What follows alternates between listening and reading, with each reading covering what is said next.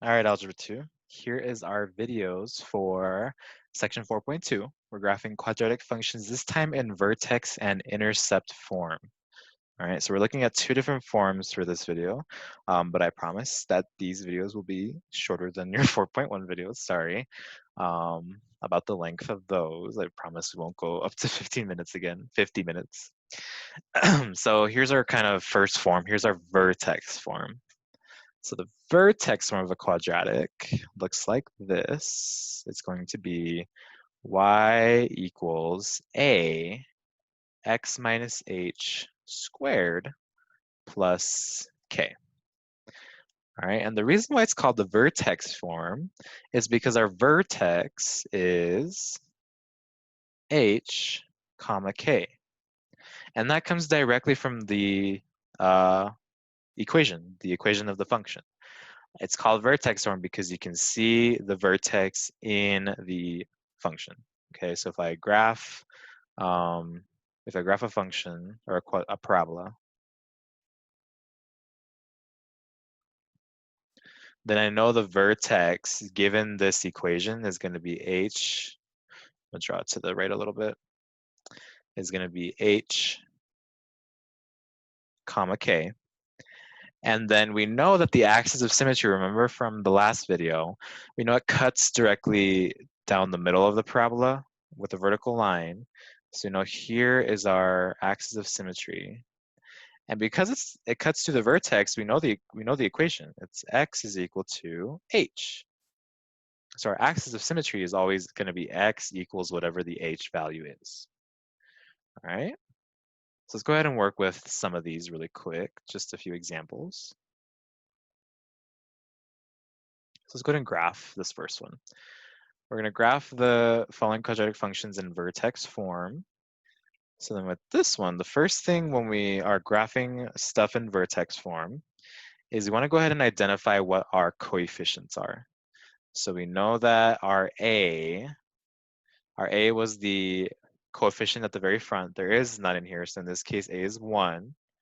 Our H, be careful because our form was x minus h. So if I have a plus 2, I want the opposite of that.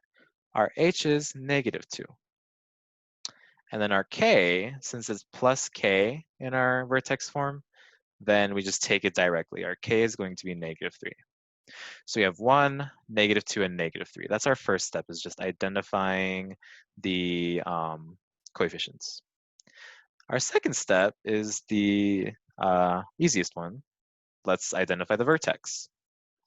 We know our vertex is h comma k, so our vertex is negative 2 comma negative 3. And we can go ahead and just immediately graph that. So negative 2, negative 3. There's our first point. And then we immediately know from there that our axis of symmetry is x is equal to negative 2. All right, so then if we want, let's go ahead and plot that now as well, or graph that line, the axis of symmetry. We know that our parabola will be mirrored about this. Okay, the next point that we want to find is our y-intercept. So that's our next step, finding our y-intercept. Remember, when we find our y-intercept, that means we want to plug in 0 for x into our function. So f of 0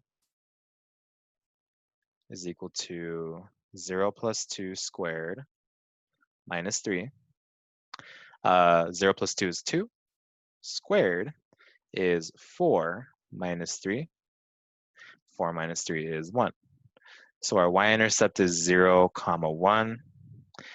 So 0, comma 1. And then remember, we can use the idea that our parabola is mirrored across this axis of symmetry to find one point directly across. So this point is 1, 2 away from the axis of symmetry. So then there's another point that's 1, 2 spaces away on the other side. All right, we get some points for free. And then our last step is to find a test value. So let's pick an x value that we don't have a y value for yet. In this case, we don't have one for -1 or -3, so let's do -1. So f of -1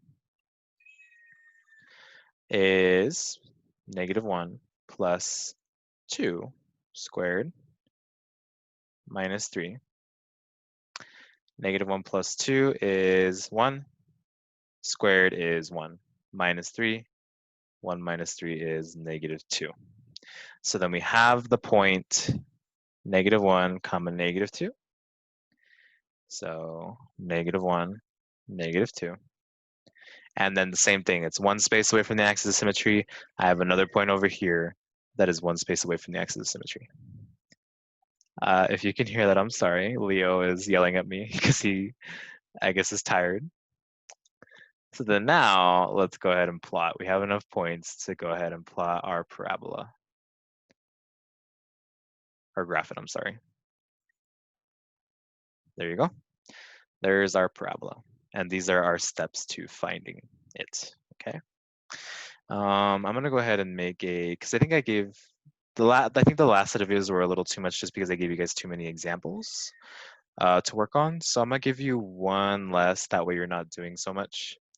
And then we can cover it in class if you need to. So I want you to go ahead and apply those steps to part B. And then if you want to go ahead and try C, if you have, you know, a couple minutes after the fact, go ahead and try C. But if not, go ahead and just try B on your own. All right, see what you get from that one and we'll look at that together in class. And go ahead and meet me in the next video.